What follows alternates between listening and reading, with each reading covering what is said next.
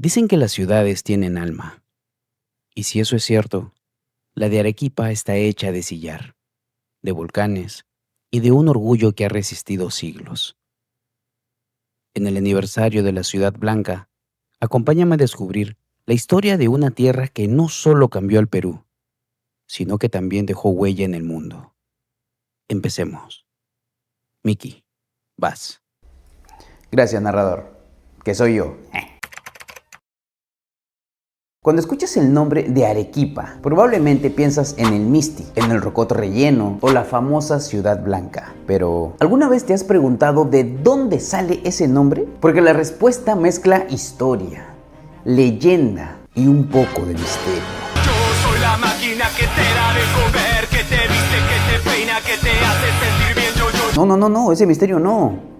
El misterio real, mucho antes de los españoles, mucho antes que la catedral, el monasterio de Santa Catalina o las casonas de sillar, este valle ya estaba habitado. Por aquí pasaron culturas como los Wari, que expandieron su influencia por gran parte del Perú, y más tarde pueblos como los Coyaguas, los Cabanas y otros grupos que aprovecharon un valle privilegiado, rodeado por volcanes y alimentado por el río Chili. No era un lugar elegido al azar, era una tierra fértil, con agua, buen clima y una ubicación estratégica entre la costa y la sierra. La explicación más conocida nos lleva hasta el Imperio Inca. Cuenta la tradición que durante uno de sus recorridos por el sur, el Inca Manco Cápac llegó a este valle. Al ver el paisaje quedó maravillado. Sus acompañantes también quedaron fascinados y le pidieron permiso para establecerse allí. Entonces el Inca habría respondido: Arequipay. Una expresión que suele traducirse como Sí,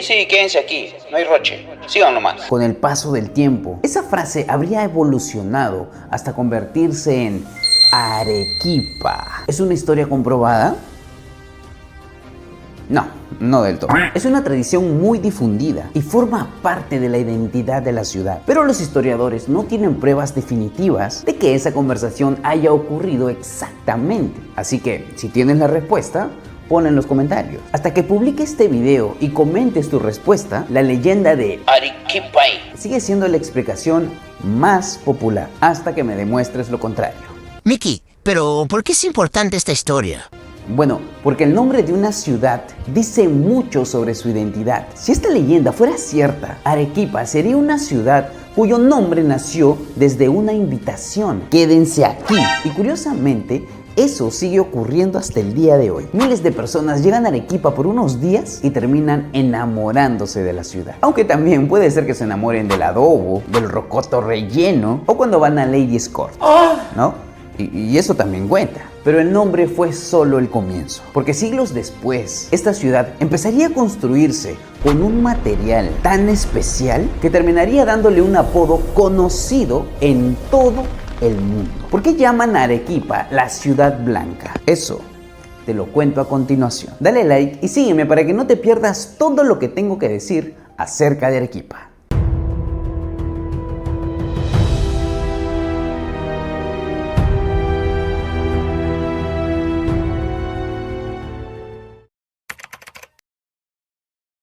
Dicen que Arequipa es la ciudad blanca porque todas sus casas están pintadas de blanco. Pero eso no es cierto. De hecho, la verdadera razón comenzó hace miles de años, cuando tres gigantes decidieron cambiar para siempre el paisaje de esta ciudad. Para entender por qué Arequipa es blanca, primero hay que mirar hacia arriba. Bueno, aquí no, cuando estemos en Arequipa, ¿no? Qué triste contar esto desde mi casa y no desde Arequipa. Pero bueno, algún día voy a ir, seguro. Sigamos. La ciudad está rodeada por tres enormes volcanes: el Misti, el Chachani y el Pichu Pichu.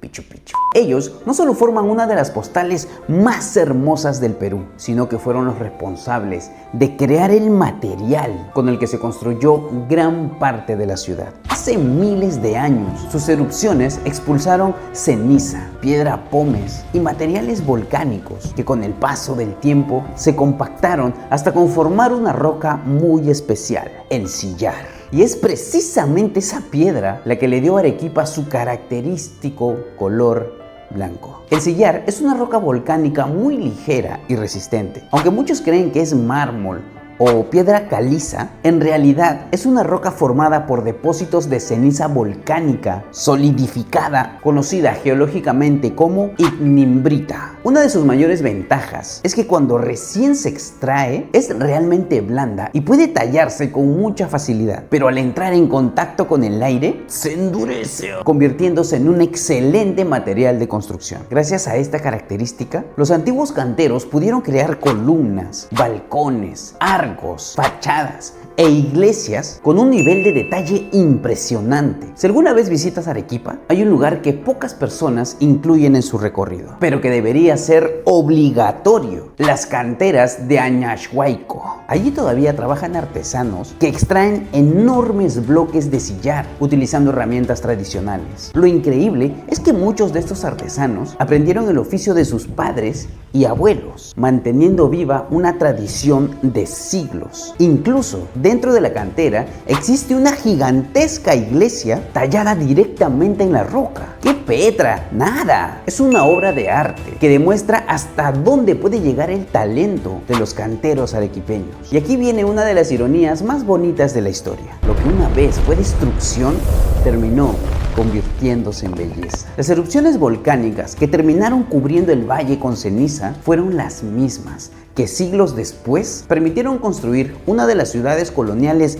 más hermosas de América. Es como si los volcanes, sin saberlo, hubieran dejado el material para que los hombres levantaran una obra de arte. Basta con mirar de cerca una pared de sillar para notar su textura porosa y descubrir que no estás viendo pintura, sino piedra volcánica. Toda esta arquitectura construida en sillar fue una de las principales razones por las que en el año 2000 el Centro Histórico de Arequipa fue declarado Patrimonio Cultural de la Humanidad por la UNESCO. No es solo una ciudad bonita, es una ciudad irrepetible. Pero si el sillar nació gracias a los volcanes, hay uno que domina el paisaje desde hace siglos. Un volcán que no solo vigila Arequipa, también fue considerado una montaña sagrada por los incas. Y en su cima ocurrió algo que todavía hoy estremece a los arqueólogos. Ese volcán se llama el Misti.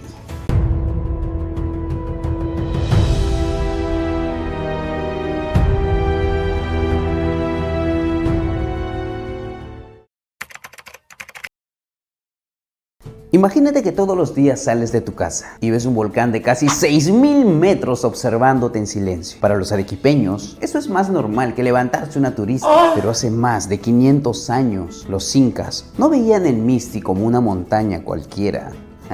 No. Creían que era un dios. Con sus 5.822 metros sobre el nivel del mar, el Misti es uno de los volcanes más emblemáticos del Perú. Su nombre provendría del quechua Mist-i, que significa señor o caballero, aunque existen otras interpretaciones. Así que ya sabes, corrígeme todo lo que quieras en los comentarios. Y basta verlo para entender por qué parece dibujada a mano. Es tan imponente que prácticamente puede verse desde cualquier punto de Arequipa. Pero lo más sorprendente es que no está extinguido. El Misti sigue siendo un volcán activo. La última gran erupción ocurrió hace siglos, aunque actualmente permanece bajo constante vigilancia por parte de los especialistas. Mucho antes de la llegada de los españoles, los incas creían que las montañas más altas eran apus. Los apus eran espíritus protectores, guardianes de los pueblos, y que desde sus cumbres protegían las cosechas, el agua y la vida de quienes habitaban el valle. Y el Misti era uno de los más respetados. Era como tu abuelo, que aunque todos sabían que era terrible machista, igual él seguía siendo el men. El Misti no era simplemente una montaña, era una presencia, un ser vivo, un protector. Por eso nadie subía hasta su cima por curiosidad, solo se ascendía por motivos profundamente religiosos. Y aquí es donde la historia se vuelve fascinante. Los incas practicaban una ceremonia conocida como la capacocha. Cuando ocurría un hecho extraordinario, la muerte de un emperador, una gran sequía, una erupción volcánica, la necesidad de pedir protección para el imperio, o cuando perdía el Melgar. Hinchas del Melgar de Arequipa molestos tras otra derrota del equipo arequipeño piden que se vayan todos. Elegían a niños y adolescentes considerados físicamente perfectos. Soy guapo, lo sé, las mujeres se calientan, ya lo sé. Llegué yo y jodí su matrimonio. No eran prisioneros, tampoco esclavos. Eran escogidos porque se creía que tenían una pureza especial. O sea que los feitos, vaya para allá. Y que al llegar a las montañas se convertirían en mensajeros entre los hombres y los dioses. Antes de iniciar el viaje, eran vestidos con las mejores prendas del imperio. O sea que eran bonitos y encima lo vestían bien. Pobres feitos, los mandaban a emprender una travesía de cientos de kilómetros hasta llegar a las cumbres más altas. Durante el siglo XX, diversas expediciones arqueológicas encontraron en volcanes del sur del Perú restos humanos, textiles, cerámicas y ofrendas relacionadas con estos rituales. En el Misti también se descubrieron evidencias de ceremonias inca realizadas en sus alturas, confirmando que fue un importante santuario de montaña. Sin embargo, las momias mejor conservadas fueron halladas en otros volcanes de la región, como el Ampato, donde apareció la célebre Dama de Ampato, o la momia Juanita, ¿no? Uno de los descubrimientos más importantes de América. Ese hallazgo permitió comprender mucho mejor cómo eran realmente las ceremonias de la Capacocha y reforzó la importancia sagrada que tenían montañas como el Misti para los incas. Mickey, ¿el Misti puede erupcionar otra vez? Pero claro que sí. El Misti continúa siendo un volcán activo. Ahora, eso no significa que vaya a erupcionar mañana. Así que no te paltees si acabas de construir tu casa. Además, los especialistas lo monitorean permanentemente para detectar cualquier cambio. Después de todo, más de 1 millón de personas viven cerca de él. Lo curioso es que a pesar de saber que viven junto a un volcán activo, los arequipeños parecen no tenerle miedo. Más miedo le tienen a su mujer. Aparte lo consideran parte de su identidad. Aparecen pinturas, canciones, fotografías, escudos, postales y hasta en conversaciones cotidianas. Yo me palteo cuando me revientan un globo sin darme cuenta, y los arequipeños han posado su vida frente a un volcán de 6.000 metros. Gente seria. Hay ciudades que tienen edificios como símbolo, otras tienen monumentos. Arequipa tiene un volcán. Un gigante que ha observado silenciosamente el paso de las culturas prehispánicas, incas, conquistadores, terremotos, revoluciones y millones de amaneceres. Y quizá por eso nadie entiende realmente Arequipa hasta que levanta la mirada hacia el Misti. Pero si el Misti fue testigo del crecimiento de la ciudad, también observó cómo Arequipa se convertía en una de las ciudades más rebeldes del Perú.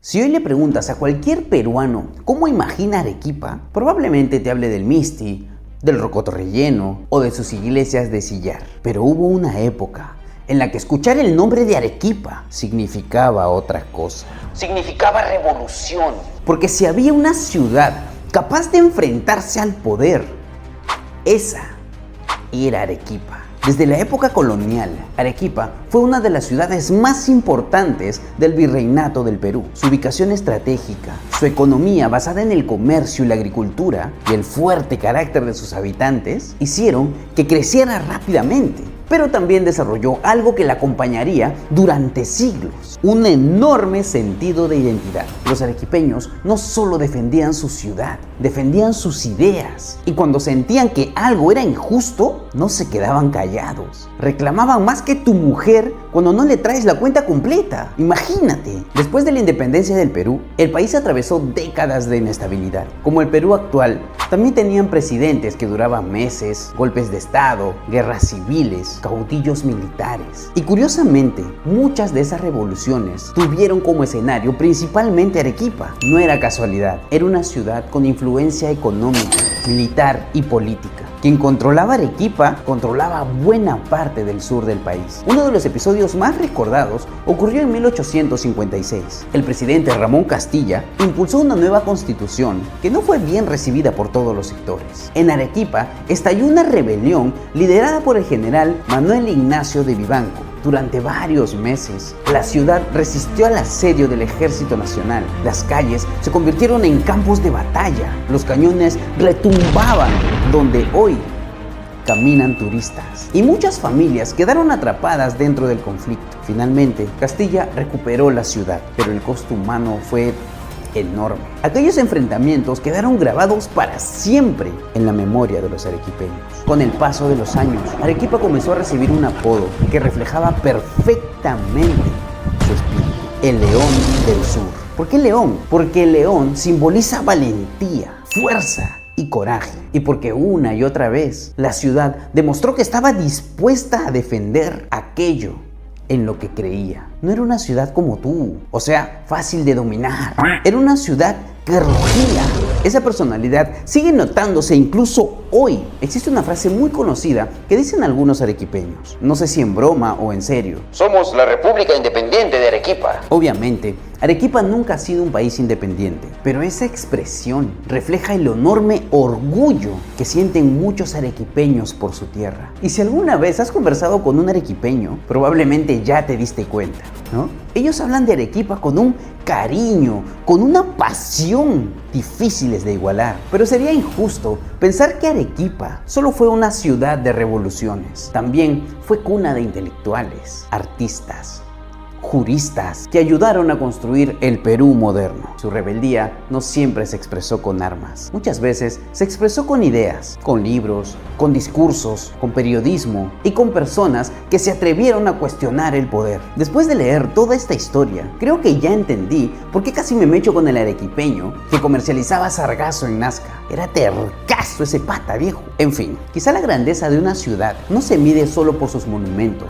sino también por la valentía de su gente. Y si algo ha demostrado Arequipa a lo largo de su historia, es que nunca ha tenido miedo de defender aquello en lo que cree. Tal vez por eso, más que una ciudad, terminó convirtiéndose en un símbolo. Pero después de tanta historia, guerras y revoluciones, es momento de hacer una pausa. Porque hay un postre arequipeño que todos conocen, aunque casi nadie sabe, que no tiene lo que dice tener. Y esa historia también merece ser contada.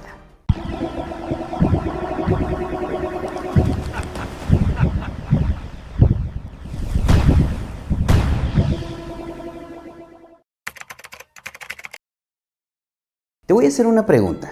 ¿Qué lleva el queso helado?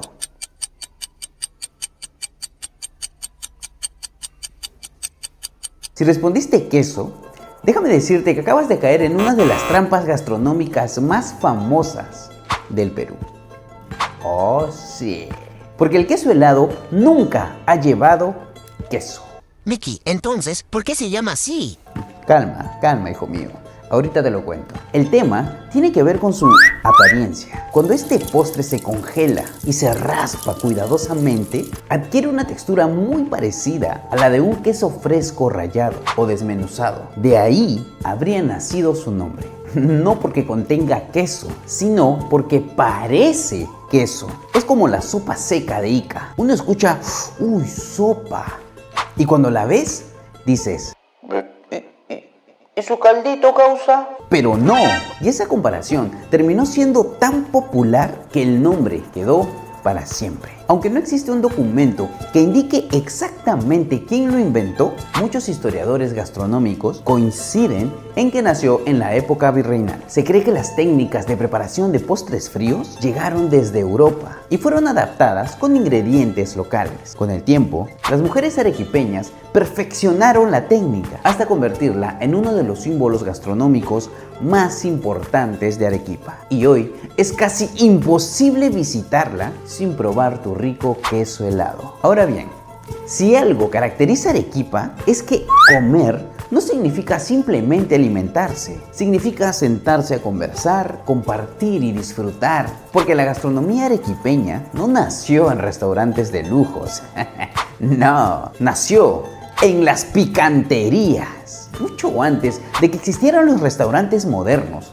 ya existían las picanterías. Lugares sencillos donde se reunían agricultores, comerciantes, viajeros y familias enteras. Allí no solo se iba a comer, se iba a conversar, a cerrar negocios, a escuchar música, a compartir chicha de guiñapo, a ver a la trampa y por supuesto a repetir el plato. Y tú podrías pensar que el rocoto relleno es el rey. Y sí, probablemente es el plato más conocido, pero no está solo. En Arequipa también nacieron verdaderas joyas gastronómicas como el adobo dominical, el chupe de camarones, la ocopa arequipeña, el chaque, sopa que se come los lunes como el chámbar en Trujillo, el solterito, el cuy chactado, que algunos dicen que es de Ayacucho, pero es originalmente de Arequipa. Cada platillo tiene una historia y lo más bonito es que muchos siguen preparándose casi igual que hace 100 años atrás. Cuando pruebas un plato arequipeño, no solo estás comiendo, estás probando siglos de historia, ingredientes andinos, técnicas españolas, sabores indígenas y recetas familiares que han pasado de generación en generación. Por eso, la gastronomía arequipeña es considerada una de las más importantes del Perú, porque cada plato es un pedacito de historia servido en la mesa. Así que ya sabes, si vas a Arequipa y pides un queso helado, debes decirle a la señora: "Señorito, deme una mentira helada". Así como la que te dice tu germa. Déjame solo con mi dolor. Hay ciudades que se recuerdan por sus paisajes, otras por sus monumentos, pero Arequipa tiene algo especial. Logró convertir su cocina en parte de su identidad. Y quizás por eso, quien prueba su gastronomía siempre encuentra una excusa para volver. Pero si existe un lugar capaz de representar toda esa historia, ese arte y esa identidad, es un monasterio tan grande que muchos lo conocen como una ciudad dentro de otra ciudad. Y su historia es simplemente fascinante.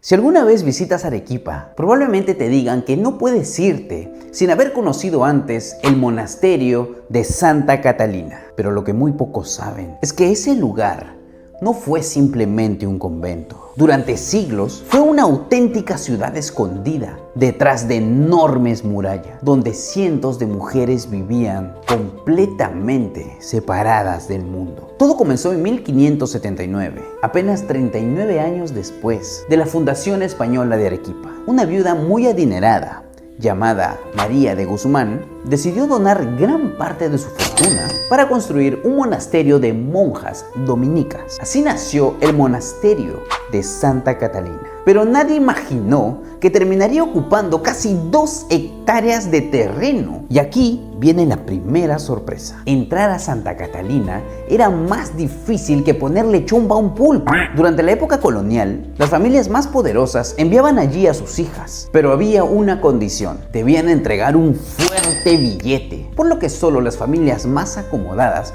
podían hacerlo. Y eso hizo que muchas religiosas vivieran rodeadas de ciertos privilegios que hoy resultarían difíciles de imaginar. Y cuando pensamos en un convento, solemos imaginar habitaciones pequeñas, silencio absoluto y una vida sencilla. Pero Santa Catalina era todo menos eso. Muchas monjas tenían habitaciones amplias, tenían cocinas privadas, recibían sirvientas, tenían patios grandes, incluso podían decorar sus espacios con muebles traídos desde Europa. Solamente les faltaba extorsionar a la gente para que sean como los presos de las cárceles del Perú. Tenían todas las comodidades. Con el tiempo, el monasterio llegó a parecer una pequeña ciudad aristocrática. Y cuando decimos ciudad, no estamos exagerando. Dentro del monasterio había calles, plazas, jardines, discotecas, celdas, cocinas, capillas, spas,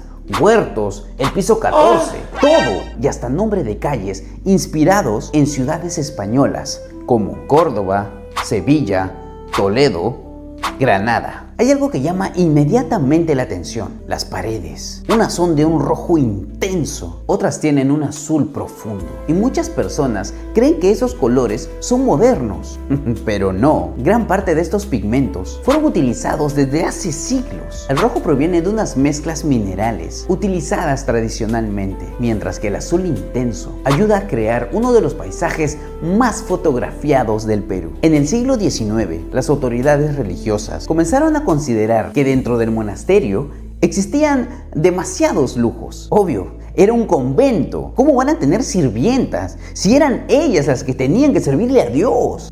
Entonces, las reglas se hicieron mucho más estrictas. Muchas sirvientas abandonaron el lugar, los privilegios desaparecieron y Santa Catalina empezó a parecerse mucho más al convento que conocemos hoy. Y aquí viene una de las historias más increíbles. Durante siglos, muy pocas personas podían entrar. La mayor parte del monasterio permanecía completamente cerrada al público. Era casi un misterio. No fue hasta 1970, después de unos trabajos de restauración, que gran parte del complejo abrió finalmente sus puertas a los visitantes. Es decir, durante casi 400 años existió una ciudad colonial que prácticamente nadie podía recorrer. Hoy Santa Catalina no es solamente un atractivo turístico, es un museo vivo. Todavía existe una pequeña comunidad religiosa y caminar por sus calles produce una sensación muy difícil de explicar. Y claro, no podría explicarla porque nunca he caminado por sus calles.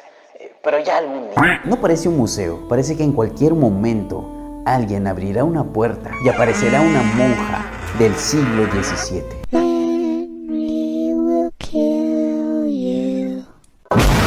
Mickey, ¿pero por qué es tan importante? Pues porque Santa Catalina resume buena parte de la historia del Perú colonial. No es solo uno de los lugares más bellos de Arequipa, es uno de los monasterios coloniales mejor conservados de toda América. Dicen que hay lugares donde el tiempo parece avanzar más despacio. Santa Catalina es uno de ellos. Pero si existe un lugar donde la naturaleza supera cualquier otra cosa hecha por el hombre, ese está a unas horas de Arequipa. Un lugar tan inmenso que durante mucho tiempo se creyó que era el cañón más profundo del planeta. Bienvenidos al Cañón del Colca.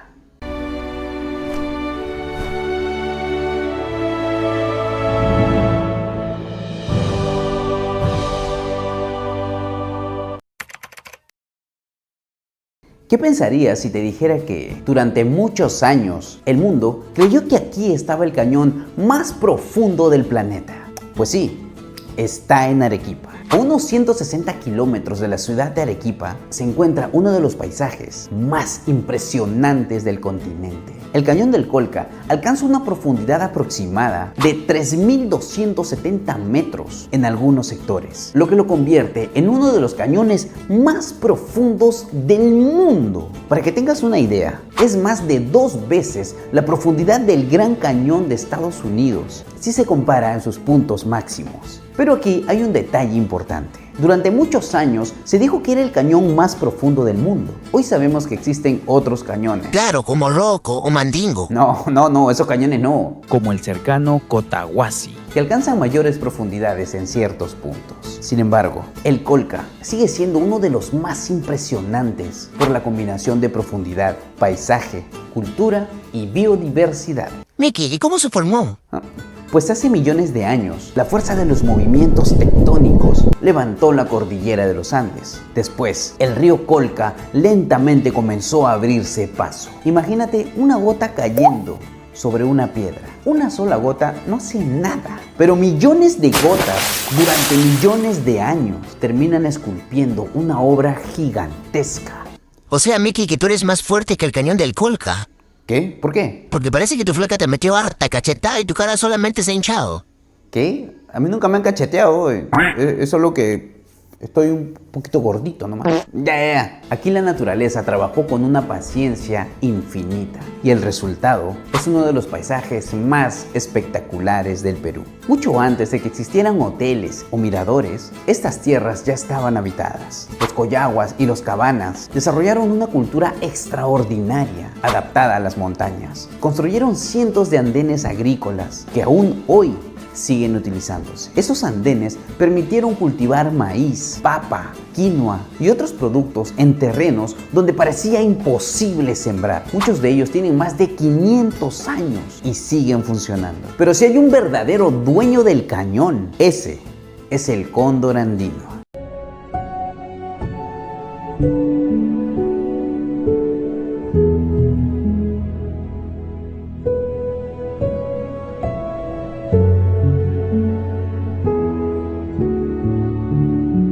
Con una envergadura que puede superar los 3 metros, es una de las aves voladoras más grandes del mundo. Lo curioso es que casi no mueve las alas, aunque eso no es nada. Mi pata es más bravo, ese no tiene ni alas. Y vieran cómo vuela. En fin, el cóndor aprovecha las corrientes de aire caliente que ascienden desde el fondo del cañón para elevarse con elegancia. Verlo despegar desde la cruz del cóndor es uno de esos momentos que ninguna cámara logra transmitir por completo. Hay que estar ahí, escuchar el viento y verlo pasar a pocos metros de tu cabeza. Pero el Colca no es solo paisaje. A lo largo del valle encontrarás pueblos como Chivay, Yanque, Cabanaconde y Coporaque, donde aún sobreviven tradiciones ancestrales. También hay aguas termales naturales, iglesias coloniales y festividades que mezclan herencias andinas y españolas. Viajar al Colca no es solo ir a un mirador, es recorrer siglos de historia viva. Cuando uno está parado frente al Colca, las palabras quedan cortas. No importa cuántas fotografías hayas visto, la inmensidad del paisaje hacen que uno se sienta diminuto. Bueno, yo más porque soy un poco chato. Y quizás esa sea la mayor enseñanza del lugar. Recordamos lo pequeños que somos frente al tiempo y la naturaleza. Pero algún día voy a ir. Lo juro que voy a ir. El otro año sin falta. Hay lugares que impresionan por su belleza, otros por su historia. El Colca consigue ambas cosas al mismo tiempo. Es un paisaje esculpido durante millones de años que hoy sigue siendo lugar de comunidades, tradiciones y una de las aves más majestuosas del planeta. Pero si hay una persona que logró convertir los sentimientos de Arequipa en poesía, ese fue un joven que escribió sobre el amor y terminó muriendo por la libertad del país. Su nombre era Mariano Melgar. Y así como él, hubieron muchos personajes igual o más importantes aún, los cuales veremos a continuación.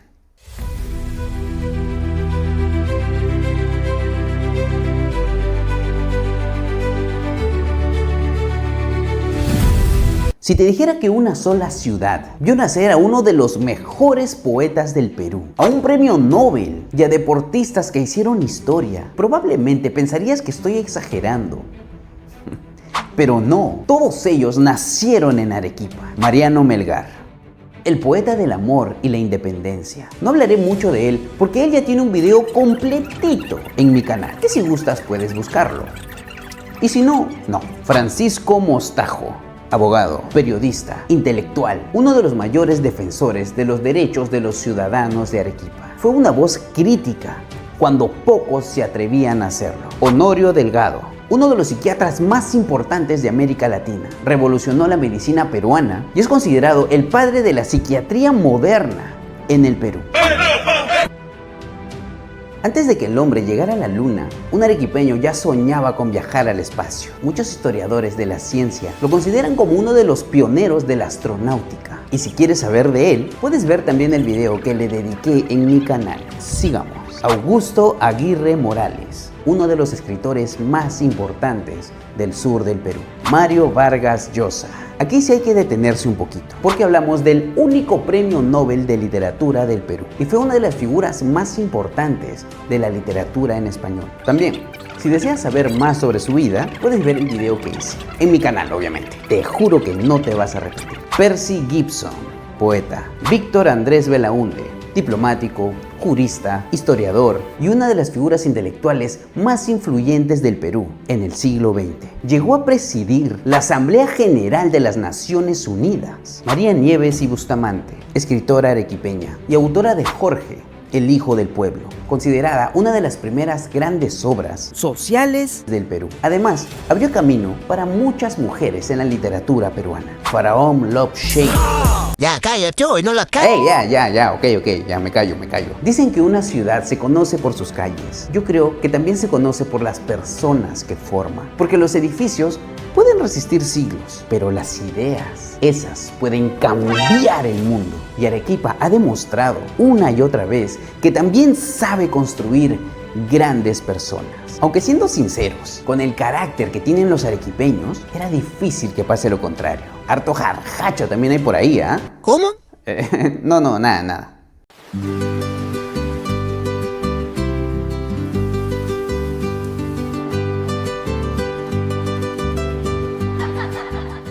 Seguramente alguna vez has escuchado esto por ahí. Dicen que Perú tiene 24 departamentos. Y Arequipa. Incluso hay quienes bromean diciendo que Arequipa es una república independiente. Pero, ¿de dónde salió esa fama? ¿Será que los arequipeños realmente se sienten diferentes? La respuesta es mucho más interesante de lo que te imaginas. ¿Por qué Arequipa parece otro país? Hay algo que cualquier persona nota apenas conversa con un arequipeño: su dejo. Sí. Primero para arriba y luego para abajo. Es bien notorio. Y también el orgullo por su tierra. Y no hablamos de arrogancia, hablamos de identidad. Los arequipeños hablan de su ciudad con una pasión que pocas veces se ve en otros lugares del Perú. No es raro escuchar frases como: en Arequipa hacemos las cosas así, o eso será en otro lado, aquí es diferente, alalao. Y esa forma de pensar no nació de la noche a la mañana, se fue construyendo durante siglos. Piensa en todo lo que hemos visto hasta ahora. Una ciudad construida con piedra volcánica, protegida por el Misti, escenario de revoluciones, una de grandes escritores, científicos e intelectuales, una gastronomía reconocida en todo el país, un patrimonio arquitectónico único. Todo eso fue creando una identidad tan fuerte que no es casualidad que sean así. Es el resultado de una historia distinta. Ahora bien, ¿de verdad existe ese deseo de querer independizarse? Y la respuesta es: no lo hay. A no ser que tú sí quieras independizarte. Si quieres hacerlo, ponlo en los comentarios. Ojo, no vale independizarse de la mujer, ¿eh? Cuidado. La famosa República Independiente de Arequipa es una expresión popular, usada casi siempre con humor para describir el fuerte regionalismo de la ciudad. Es una manera de decir: Estamos orgullosos de lo que somos. nada más. Y lo curioso es que ese chiste ya forma parte de la cultura peruana. Tanto así que personas de otras regiones también lo repiten. Pero si hay una figura que representa ese carácter, es el lonco. ¿Quién era el lonco? Era el campesino tradicional de la campiña arequipeña. Un hombre trabajador, franco, orgulloso y con un humor muy particular. Con el paso del tiempo, el lonco dejó de ser solo un agricultor para convertirse en un símbolo del carácter arequipeño. Tanto así que hoy existen festivales, concursos de poesía lonca y hasta personajes de teatro inspirados en él. Si es esto cuchi o es cerdo, son costeños los tambeños, o coñejos y maqueños. Nosotros ni sé qué seamos. Pero eso sí, no seremos serranos jamás, ni en sueños. Si de costeños se gastan los jalas que andan bien pijes, los lonjos más que te fijes, nunca con los chutos pactan.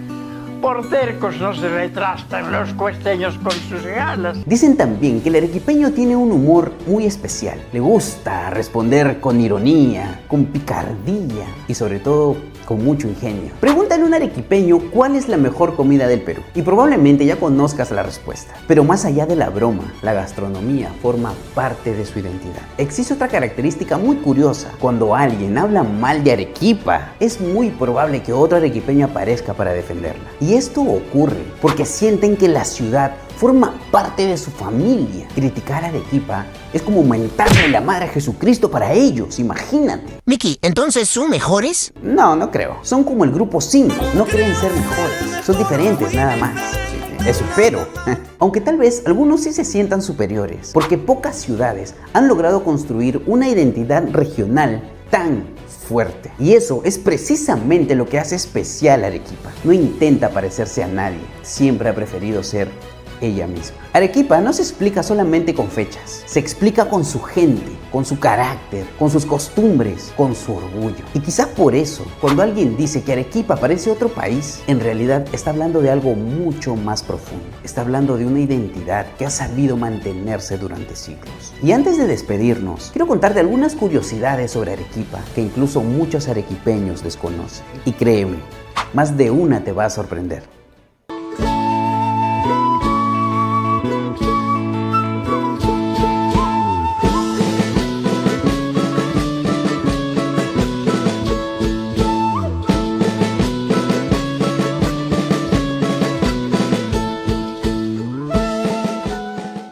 Después de recorrer Arequipa durante todo este documental, probablemente pienses que ya conoces esta ciudad. Pero espera, porque todavía quedan historias que inclusive muchos arequipeños aún desconocen. Secretos escondidos en sus calles, curiosidades que pocos cuentan y detalles que hacen que esta ciudad sea todavía más fascinante. Aquí hay una historia que muy poca gente conoce. Es uno de los más emblemáticos de Arequipa. Tiene una estructura metálica atribuida a la influencia de la escuela del gran Gustave Eiffel, el ingeniero francés de la famosa Torre Eiffel. Aunque durante años se dijo que el propio Eiffel lo diseñó, los historiadores no han encontrado pruebas que lo confirmen. Lo que sí está documentado es la fuerte influencia de la ingeniería metálica francesa de finales del siglo XIX. Y eso hace que este mercado tenga un enorme valor arquitectónico. Si hoy recorres la Plaza de Armas, probablemente pienses que todo ha estado igual siempre. Pero no, Arequipa ha sufrido terremotos devastadores a lo largo de su historia. Uno de los más recordados ocurrió en 1868, destruyendo gran parte de la ciudad. Y aún así, los arequipeños reconstruyeron iglesias, casonas y monumentos respetando su estilo original. Por eso, caminar por el centro histórico también es caminar sobre siglos de reconstrucción y resiliencia. Hay una razón por la que tantas fotografías de Arequipa se toman al atardecer. Cuando el sol comienza a ocultarse, el sillar cambia completamente de color. Pasa del blanco al dorado, luego al naranja y finalmente adquiere tonos rosados y violáceos. Es un espectáculo que dura apenas unos pocos minutos, pero convierte a toda la ciudad en una obra de arte. Por eso muchos fotógrafos dicen que la mejor hora para conocer Arequipa es cuando el sol se despide. Cuando empecé este video, pensé que iba a conocer una ciudad, pero terminé descubriendo mucho más que eso. Descubrí un pueblo que aprendió a levantarse después de terremotos. Una ciudad construida con la fuerza de los volcanes. Una tierra donde la historia se mezcla con la gastronomía, donde la arquitectura parece detenida en el tiempo, donde el orgullo no se presume, se vive. Ahora entiendo por qué millones de personas regresan una y otra vez, porque Arequipa no es un destino que simplemente se visita, es un lugar que se queda contigo. Y si algún arequipeño llegó hasta este momento del video, quiero hacerle una pregunta. ¿Qué fue lo que me faltó contar de tu ciudad? Te leo en los comentarios, porque la historia de Arequipa definitivamente no termina aquí.